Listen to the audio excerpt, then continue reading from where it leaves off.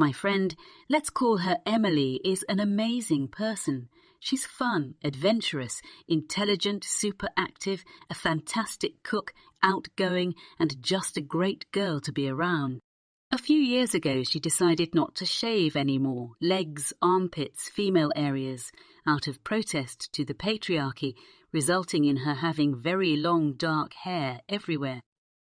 A few days ago we were having a beer and she told me how sad her dating life was, that she kept meeting guys and having very fun dates but never got a call back, or when she tried asking for a second or third date, got rejected in a very generic manner.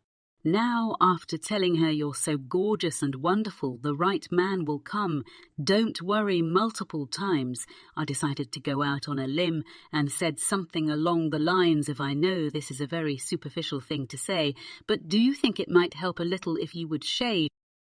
She was very taken aback and told me she was disappointed I would suggest she change her appearance for men, and that I was a reason so many women were suppressed. I immediately apologized, but the evening was pretty much ruined. I texted her the next day, apologizing again for hurting her, but she hasn't replied. I really did not want to hurt her, but I also don't quite see how my comment was that bad, so I am not sure how to phrase my apology, so decided to take it here and ask people here how big of an H I am. Update. I am absolutely overwhelmed by the amount of reactions this got. Thank you all so much for your well-worded answers and for your inputs. Emily messaged me yesterday evening asking if we could talk about the whole thing, and we had a phone call. She started by apologizing for her reaction and by the things she said to me. I told her that I wanted her to know that I and many others love her for who she is, and the last thing I wanted was to suggest that she change herself for a guy. Another important piece of advice I got here was to make sure she actually was asking for my opinion and not just venting, so I told her that I was very worried I had given her unsolicited advice. Thankfully, she didn't see it that way.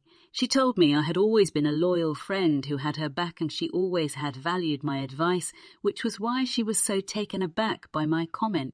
I told her that what I should have said is that I feel like in the past she has been attracted to men who don't necessarily share her values, and that she might need to be more clear with her dating choices and first make sure they align with her values to avoid being disappointed.